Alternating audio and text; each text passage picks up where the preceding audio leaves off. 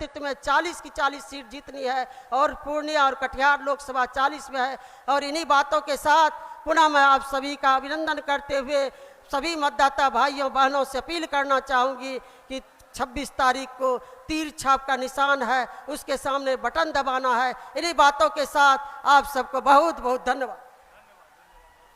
धन्यवाद। अब मैं अगले वक्ता के रूप में राज्यसभा सांसद श्रीमान संजय झा से आग्रह करती हूं कि आप यहां आकर अपनी बातों को रखें और साथ ही आप सबों को बताना चाहती हूं कि इंतजार की घड़ियां खत्म होने वाली हैं। कुछ क्षणों में माननीय प्रधानमंत्री जी हम सबों के बीच होंगे। श्रीमान संजय झा जी। आज के इस सभा में उपस्थित माननीय मंत्री लेसी सिंह जी, दिलीप जायसवाल जी, हरी सहनी जी, पूर्व उप मुख्यमंत्री तारकिशोर प्रसाद जी, सम्मानित मंच और इतनी बड़ी संख्या में आप लोग माननीय प्रधानमंत्री जी को सुनने आए हैं। मैं एक ही दो बात आपके बीच में रख करके, यहाँ हमारे दो प्रत्याशी बैठे हुए हैं। एक है संतोष कुशवाहा जी जो पूर्णिया के हम लोगों के माननीय सांसद है और प्रत्याशी है, और कटिहार के हमारे माननीय सांसद और प्रत्याशी है दुलाल चंद गोस्वामी जी। दोनों का छाप तीर छाप है। आप लोग भाषण सुनने आए हैं आज आदरणीय प्रधानमंत्री जी का, लेकिन देश और दुनिया का नजर अभी देश के ऊपर है कि इस चुनाव में क्या होगा। जो 10 साल में इतना ताकत दुनिया में भारत का बढ़ा, जो प्रधानमंत्री जी आज देश के अगर कोई भी पॉपुलैरिटी का बड़े बड़े नेता, अमेरिका का राष्ट्रपति, ब्रिटेन के प्राइम मिनिस्टर, जितने बड़े बड़े नेता हैं, जब पॉपुलैरिटी देखा जाता है दुनिया में किसी का, इस सब के ऊपर अपने प्रधानमंत्री नरेंद्र मोदी जी की पॉपुलैरिटी है। तो मैं तो एक ही आग्रह करने आपसे लोगों से आया हूं। कल मैं देख रहा था संकल्प पत्र जो बीजेपी ने निकाला है। अब 70 साल से ऊपर जो लोग हैं उनको जो भी बेनिफिट मिलता है वो उनके घर पे जाकर के दिया जाएगा, 70 साल से ऊपर। दूसरा देखा कि 70 साल से ऊपर अनाज तो मिल ही रहा था 5-5 किलो हर एक परिवार को, लेकिन 70 साल से जो ऊपर है, अगर नरेंद्र मोदी जी की सरकार, एनडीए की सरकार बनती है तो उनको 5 लाख रुपए का स्वास्थ्य का बीमा मिलेगा। जो काम प्रधानमंत्री जी ने किया है पूरे देश में, और बिहार को लेकर के हम लोगों के जो मुख्यमंत्री हैं नीतीश कुमार जी, 15 साल से मैं हमेशा लोगों को कहता हूं कि शायद नीतीश कुमार जी 18 साल से बिहार के मुख्यमंत्री हैं, आज तक उनके परिवार के लोगों का लोग नाम भी नहीं जानता होगा। उनका भी बहुत बड़ा परिवार है, आज तक अपने किसी परिवार के आदमी को उन्होंने राजनीति में नहीं आने दिया। आज तक देश के अकेले मुख्यमंत्री हैं, शायद कम मुख्यमंत्री होंगे जिनके ईमानदारी पर कोई शक कर सकता है। और आज जो बिहार बना है, जो रोड हो, बिजली हो, चर्चा लंबी हो जाएगी, जो काम हुआ है। अगर बिहार को एक बड़ा जंप और लेना है, देश के 10 प्रमुख राज्य में आना है, तो केंद्र में नरेंद्र भाई मोदी जी की सरकार बनेगी और बिहार में जो एनडीए की सरकार रहेगी, डबल इंजन की सरकार रहेगी, तभी ये काम हो पाएगा। आज जब नरेंद्र भाई मोदी जी जब आए थे प्रधानमंत्री बनकर, उस समय दुनिया में के अर्थव्यवस्था में भारत 11वें स्थान पर था और आज भारत 5वें स्थान पर है। और आदरणीय प्रधानमंत्री जी ने कहा है कि आगे आने वाले समय में दुनिया में भारत तीसरा सबसे बड़ा अर्थव्यवस्था बनेगा। जब इतनी रफ्तार से काम हो रहा है, और वो प्रधानमंत्री बनेंगे कैसे? जब आप सांसद चुन के भेजते हैं, सांसद से ही प्रधानमंत्री बनते हैं। यहां आप भाई संतोष कुशवाहा जी को तीर छापे वोट देंगे, वो वोट सीधा नरेंद्र भाई मोदी जी के पास जाएगा। आप कटिहार में दुलाल चंद गोस्वामी जी को वोट देंगे, वो वोट सीधा नरेंद्र भाई मोदी जी के खाते में जाएगा। बहुत सारा सर्वे आ रहा है, आप लोग भी टीवी पे देखते होंगे। सारा सर्वे में एक चीज तो आ गया कि विपक्ष के पास ना कोई चेहरा है, ना कोई एजेंडा है, ना कुछ कर सकते हैं। वो लोग भी मान लिए हैं, आज तक सारा कैंडिडेट भी घोषित नहीं किया है, वो लोग भी मान लिए हैं कि आने वाले चुनाव में कोई संभावना उनकी नहीं है। 2024 का चुनाव सेटल हो चुका है। लोगों को पता है कि केंद्र में आदरणीय नरेंद्र मोदी जी के नेतृत्व में सरकार बनेगी। और मैं जो देख रहा हूं सर्वे, जो फीडबैक बिहार में दिखा रहा है, 12 से 15%, मतलब 50% से ज्यादा वोट मिलने वाला है एनडीए प्रत्याशी को। तो मैं तो यही आग्रह करूंगा कि आप आने वाले 26 तारीख को हम लोगों के जो प्रत्याशी हैं भाई संतोष कुशवाहा जी, उनको तीर छाप पर वोट दे करके, और कटिहार से जो हमारे प्रत्याशी हैं उनको वोट दे करके सफल बनाइए। बहुत बहुत धन्यवाद। धन्यवाद। इंतजार की घड़ियां बस अब कुछ क्षणों में खत्म होने वाली है। कृपया शांति बनाए रखें, मगर उन्माद काम किया है। इस मंच पे उपस्थित सम्मानित मंच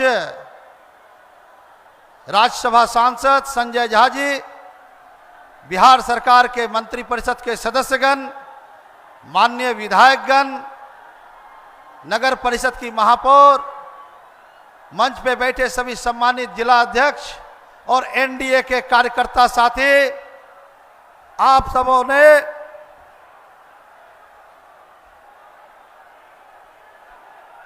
और अलग अलग हिस्से से आए हुए सभी सम्मानित जनता जनार्दन, आप सभी मालिक को मेरा प्रणाम, मेरा नमस्कार।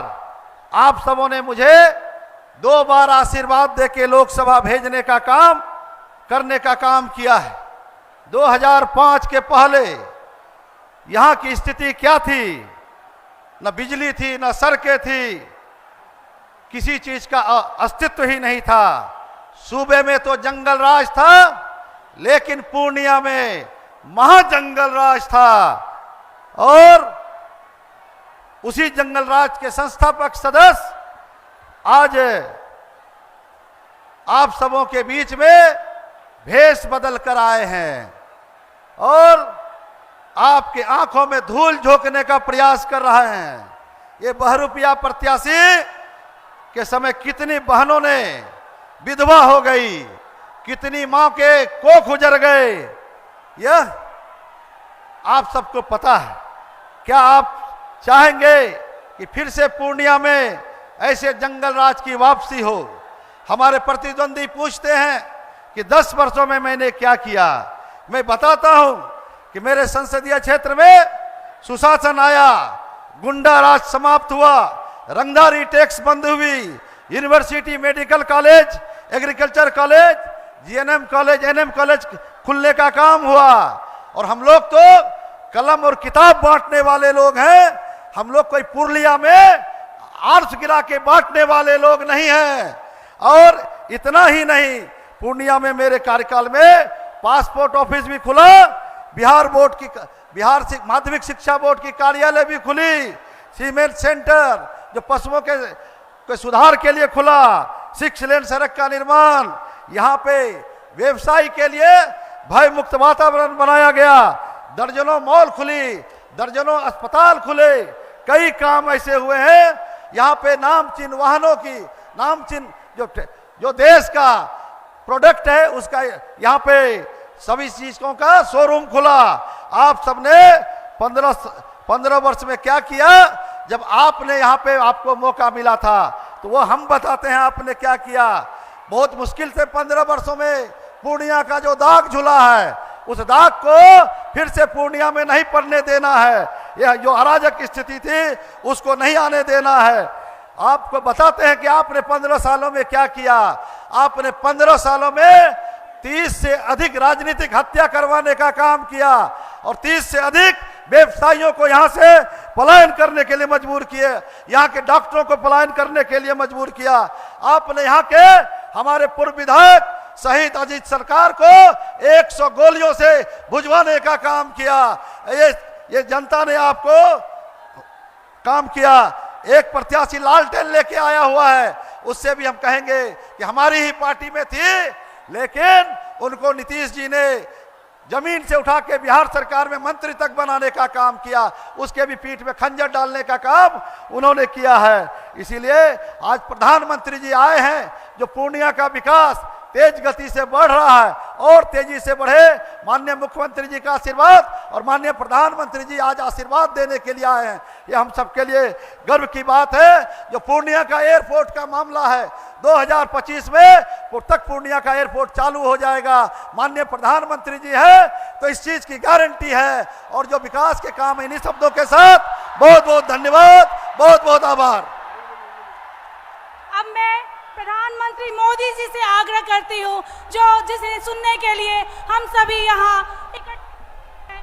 पूर्णिया की पावन धरती पर बहुत बहुत स्वागत है। एक बार जोरदार तालियों से। भारत माता की, भारत माता की, भारत माता की जय। माई पूर्ण देवी,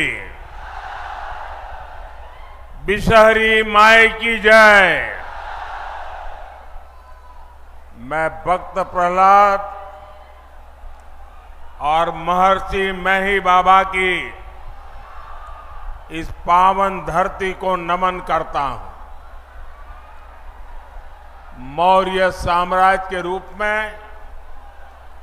भारत के गौरव को दूर दूर तक फैलाने वाले सम्राट अशोक की आज जयंती भी है। उनसे प्रेरणा लेने वाले बड़ी संख्या में लोग आज भाजपा को अपना आशीर्वाद देने आए हैं। एनडीए सरकार की तीसरी पारी को लेकर पहले से भी ज्यादा उत्साह नजर आ रहा है। आपका ये उत्साह बता रहा है, फिर एक बार, फिर एक बार, फिर एक बार, फिर एक बार विकसित भारत के लिए 4 जून 4 जून साथियों, आज एनडीए सरकार के लिए वंचित शोषित वर्ग हमारी पहली प्राथमिकता है।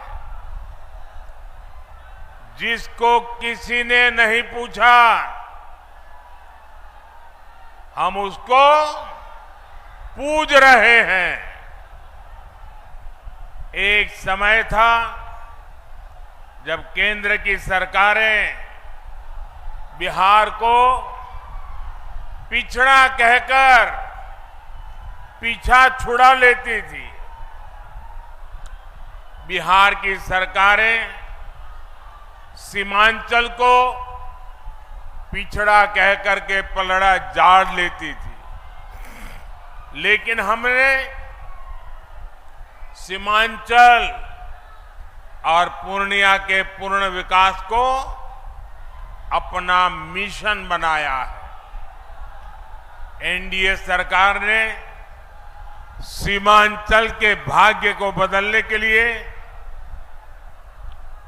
आकांक्षी जिला और अब आकांक्षी ब्लॉक ऐसी बहुत ही महत्वाकांक्षी योजना चलाई। आज हमारे पूर्णिया ने देश में सबसे बेहतर प्रगति करने वाले आकांक्षी जिलों में अपनी जगह बनाई है। मैं इसके लिए पूर्णिया के लोगों को बहुत बहुत बधाई देता हूं।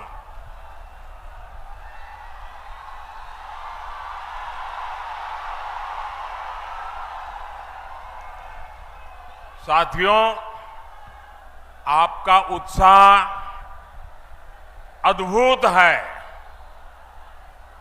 ऐसा उत्साह बहुत कम ही देखने को मिलता है।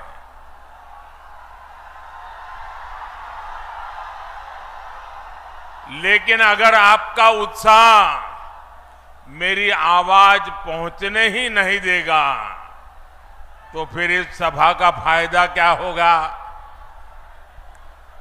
तो मेरी बात वहां बैठे लोग सुन सके।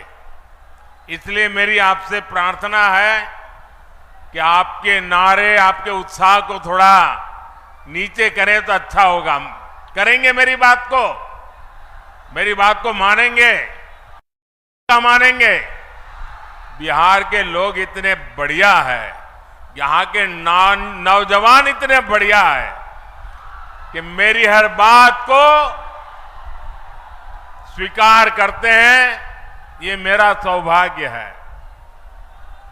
साथियों, बिहार और पूर्णिया के पास सामर्थ्य की कभी कमी नहीं थी। हमारे बिहार का किसान भरपूर मक्का उत्पादन करता है। बिहार में जूट और मखाने की खेती भी खूब होती है। पिछले 10 वर्षों में हमने जूट की एमएसपी को बढ़ाकर 2 गुना किया है।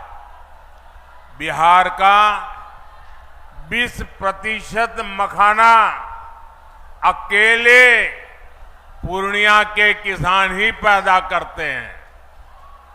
हमने आपके इस सामर्थ्य को प्रोत्साहन दिया। नतीजा ये हुआ कि आपने मखाना के सीड प्रोडक्शन को करीब 2 गुना कर दिया। आज एनडीए सरकार मखाने को सुपर फूड के रूप में प्रमोट कर रही है। मोटे अनाज यानी श्री अन्न की तो मोदी ने पूरी दुनिया में मार्केटिंग की है। आपने G20 में देखा होगा, मोदी ने दुनिया के बड़े बड़े राष्ट्रपति, प्रधानमंत्री को श्री अन्न, मोटा अनाज खिलाया। कहा कि हमारे छोटे किसानों की मेहनत है इसमें। अब मोटा अनाज गरीब का खाना नहीं, अमीरों का खाना बन रहा है। इसका फायदा सीधे हमारे किसानों तक पहुंच रहा है। मक्के को भी मुनाफे की फसल बनाने के लिए हमारी सरकार ने एमएसपी पर खरीद बढ़ाई और अब तो मक्के से एथेनॉल भी बनाया जा रहा है। देश का पहला, पूरे भारत का पहला green field ethanol plant Purnia में लगाया गया है। हमारे नीतीश जी ने ही इसका उद्घाटन किया था। साथियों, कृषि और उद्योग के इन अवसरों को गति देने के लिए पूर्णिया में रेल और रोड के इंफ्रास्ट्रक्चर को भी आधुनिक बनाया जा रहा है। कुछ समय पहले ही मैंने कटिहार जोगबानी रेल सेक्शन के विद्युतीकरण लोकार्पण किया था। हमारी सरकार सीमांचल में अच्छी सड़कों का निर्माण भी करवा रही है और अब तो वो दिन दूर नहीं जब पूर्णिया में हवाई जहाज भी उतरेगी।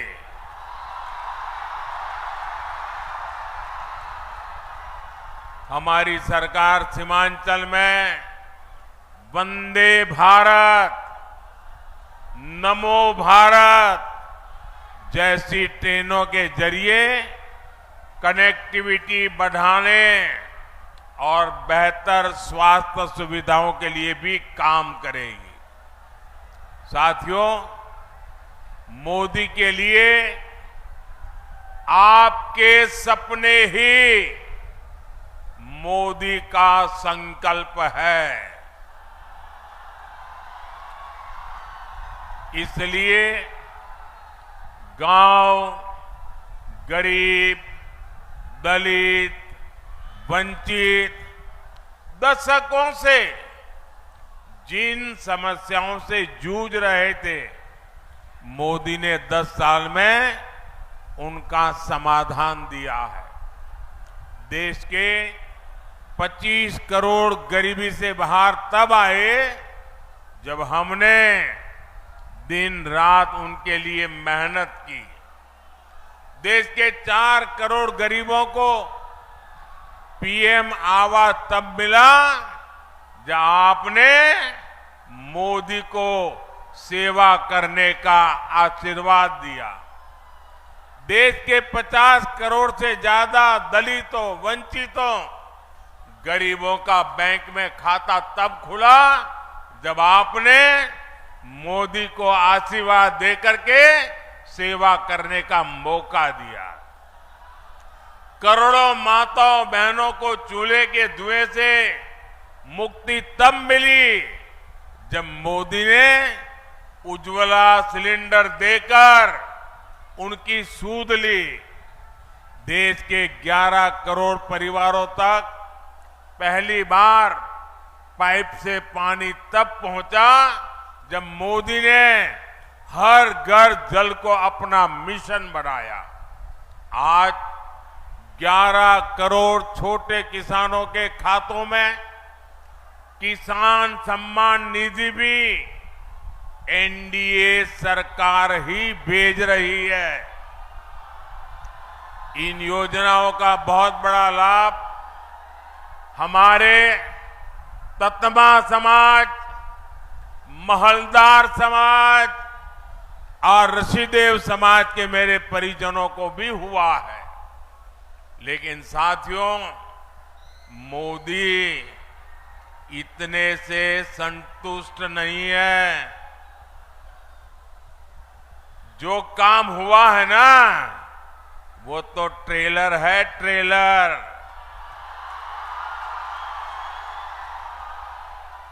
अभी हमें पूर्णिया को, सीमांचल को, बिहार को और पूरे हिंदुस्तान को बहुत आगे लेकर जाना है। कई बार लोग पूछते हैं कि मोदी के लिए समाज के आखिरी पायदान पर खड़ा व्यक्ति, हमारा दलित, पिछड़ा, आदिवासी, ये इतनी प्राथमिकता क्यों है? ये समाज मोदी की प्राथमिकता इसलिए है क्योंकि यही समाज सबसे ज्यादा गरीबी से प्रभावित है और मोदी गरीबी से ही निकलकर आपके बीच आया है। मोदी के ऊपर अपने इस समाज का, बाबा साहब का और उनके संविधान का बहुत बड़ा कर्ज है।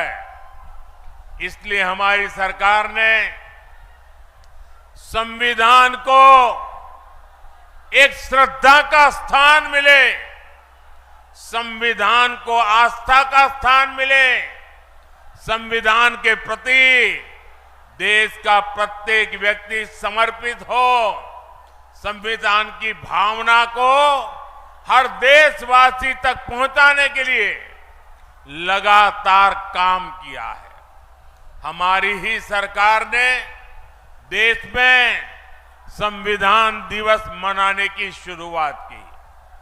आज बाबा साहब के संविधान को सेलिब्रेट करने के लिए बच्चों के स्कूलों से लेकर सुप्रीम कोर्ट और संसद तक में कार्यक्रम किए जाते हैं और ये वर्ष तो बहुत विशेष है। इस साल संविधान के 75 वर्ष की शुरुआत हो रही है।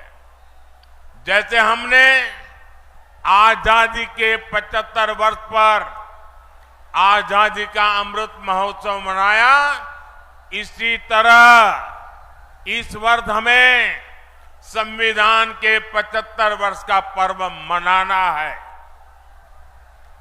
हमने तय किया है, हम देश के कोने कोने में बाबा साहब के संविधान की भावना को लेकर जाएंगे। देश की युवा पीढ़ी को देश की गौरवशाली संविधान के निर्माण की प्रक्रिया, उसके अध्याय, उसका महत्व बताएंगे। लेकिन दूसरी तरफ वो लोग हैं जिन्होंने आपातकाल में संविधान को रद्द करने, संविधान को बंधक बनाने और संविधान को तोड़ने मरोड़ने का काम किया था। हमें याद रखना है, जो लोग सत्तावर सरकार को एक परिवार की मुट्ठी में रखना चाहते हैं, संविधान उनकी आंखों में हमेशा खटकता है। इसलिए अब ये लोग संवैधानिक व्यवस्था से हुए चुनाव के नतीजों को अस्वीकार करने की धमकी देने लगे हैं। लेकिन इनके मंसूबे कामयाब न हो, संविधान दलित, पिछड़ा, आदिवासी की ताकत बना रहे, इसके लिए हमें एकजुट होकर साथ खड़े रहना है। साथियों, अगले 5 वर्षों के काज के लिए बीजेपी ने अपना संकल्प पत्र जारी किया है। इस संकल्प पत्र में मोदी ने गारंटी दी है,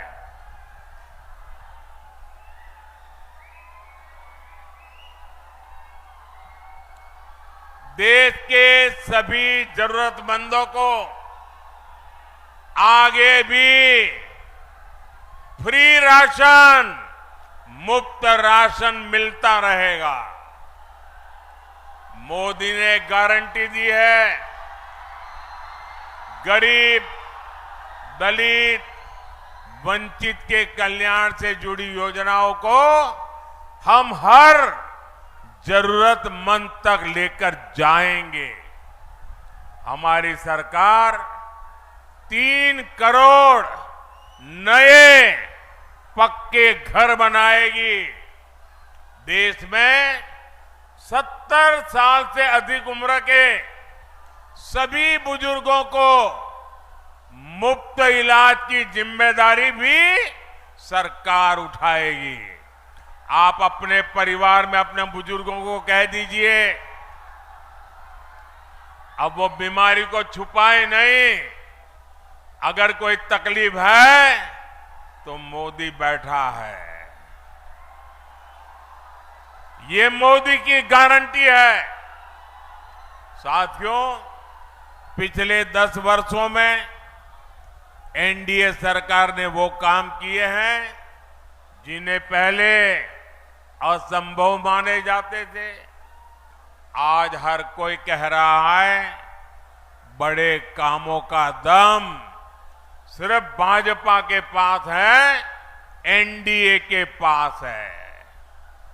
आपको याद होगा, पहले अड़ोस पड़ोस के देश यहां हमला करके चले जाते थे।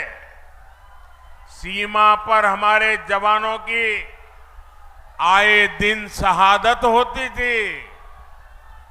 आप लोगों को दुख के साथ ही गुस्सा भी आता था। आपका मन करता था ना कि इन्हें घर में घुसकर मारो। मोदी ने आपकी इच्छा का पालन किया और इसका नतीजा क्या हुआ? जो देश हमें आंखें दिखाता था, वो कटोरा लेकर के भटक रहा है।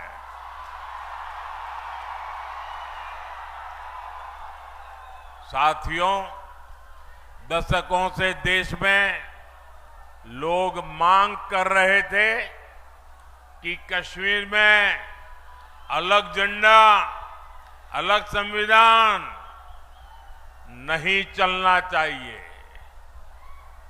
जो लोग दिन रात संविधान के नाम पर हमको गालियां देते हैं ना, इतने दशकों तक उन्होंने राज किया। आजादी के बाद उनके हाथ में सत्ता आई, अब तक आई, लेकिन उनमें हिम्मत नहीं थी कि बाबा साहब आम्बेडकर के संविधान को जम्मू कश्मीर में लागू कर पाए। बाबा साहब का संविधान वहां लागू नहीं होता था। ये मोदी है जो संविधान को समर्पित है। आज जम्मू कश्मीर में भी आन बान शान के साथ हमारा संविधान लागू हो गया। कश्मीर से आपकी इच्छा थी 370 हटनी चाहिए, तो ये घमंडिया गठबंधन वाले क्या कहते थे? ये कहते थे कि 370 हटी तो कश्मीर में आग लग जाएगी। आज आर्टिकल 370 का द एंड हो चुका है। अगर कश्मीर में नहीं, भारत को बांटने वालों के मंसूबों में जलन हो रही है, आग लगी है। साथियों, कल रामनवमी का पवित्र त्योहार भी है।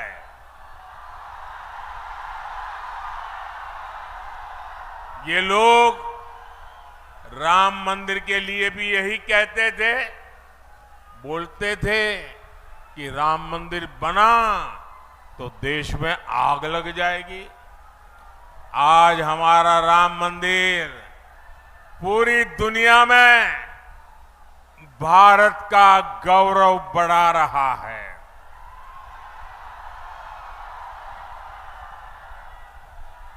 अब कुंठा में गिरे ये कांग्रेस के लोग, घमंडिया गठबंधन के लोग राम मंदिर का अपमान कर रहे हैं।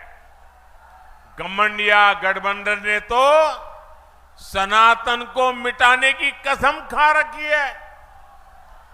26 अप्रैल को आपका वोट इन्हें बताएगा कि सनातन मिटता है या ये लोग रहते हैं। साथियों, हमारा सीमांचल बिहार का एक संवेदनशील इलाका है। वोट बैंक की राजनीति करने वालों ने पूर्णिया और सीमांचल को अवैध घुसपैठ का ठिकाना बनाकर यहां की सुरक्षा को दांव पर लगाया है। इसका शिकार हमारे दलित, वंचित, पिछड़े और गरीब को होना पड़ा है। हमारे दलित भाइयों के घरों तक को जलाया गया था। लेकिन मैं आपको आश्वासन देना चाहता हूं, देश की सुरक्षा से खिलवाड़ करने वाला हर तत्व सरकार की नजर में है। 4 जून का परिणाम इसी सीमांचल की सुरक्षा तय करेगा।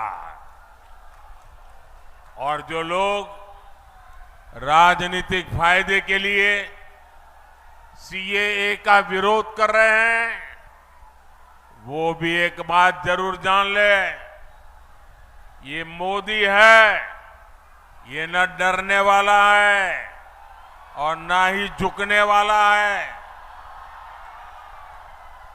साथियों, आपने वो दौर भी देखा है जब बिहार में जंगल राज था। उस समय बिहार के इस इलाके में महाजंगल राज हुआ करता था। हिंसा, अराजकता, अपहरण और भ्रष्टाचार का यहां उद्योग चलता था। नीतीश जी के नेतृत्व में हमने बहुत मुश्किल से उस दौर को बदला है। लेकिन आज एक बार फिर जंगल राज और महाजंगल राज वाले लोग उस दौर की वापसी चाहते हैं। इनका एक ही एजेंडा है, भ्रष्टाचार और लूट। हमारे पूर्णिया में कहते हैं ना, हर बहे से खर खाए, बकरी खाए अचार। भाव ये मेहनत गरीब जनता करे और मलाई ये आरजेडी वाले लूटे। मोदी के रहते ये मुमकिन नहीं है। इसलिए सब भ्रष्टाचारी के लूट के ठिकाने बचाने के लिए वो अब एक हो रहे हैं। मैं कहता हूं, भ्रष्टाचार हटाओ, ये कहते हैं भ्रष्टाचारी बचाओ। मैं आपको एक गारंटी देता हूं, अगले 5 साल भ्रष्टाचार के खिलाफ और बड़ी कार्रवाइयों के 5 साल मान के चलिए। साथियों, पूर्णिया से एनडीए उम्मीदवार श्री संतोष कुमार जी और कटिहार से दुलाल चंद्र गोस्वामी जी, ये हमारे प्रत्याशी है। 26 अप्रैल को आपको इसी उत्साह के साथ इन्हें वोट करना है। पूर्णिया और कटिहार से जीत का रिकॉर्ड बनाना चाहिए। बनाओगे? घर घर जाओगे? पोलिंग बूथ जीतोगे? पोलिंग बूथ जीतना है, जीतोगे? हर पोलिंग बूथ जीतना है, जीतोगे? अच्छा, मेरा एक और काम करोगे? मेरा एक और काम करोगे? करोगे क्या?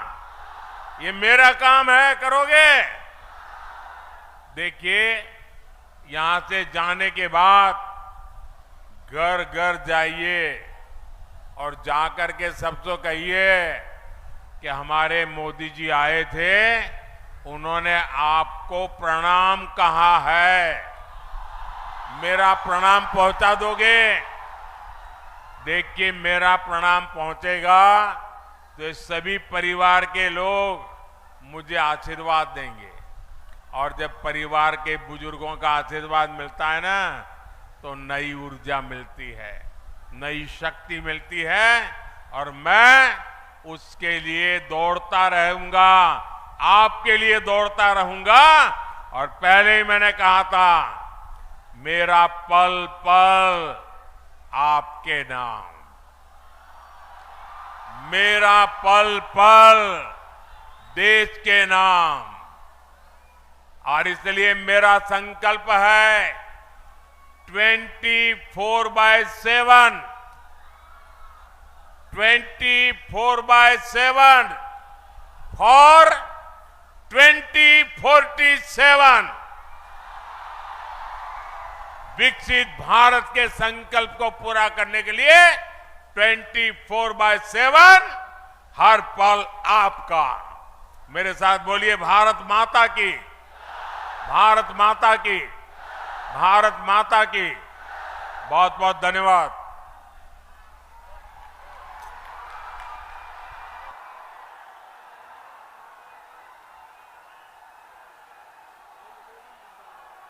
नरेंद्र मोदी जिंदाबाद, नरेंद्र मोदी जिंदाबाद, भारतीय जनता पार्टी जिंदाबाद, एनडीए गठबंधन जिंदाबाद।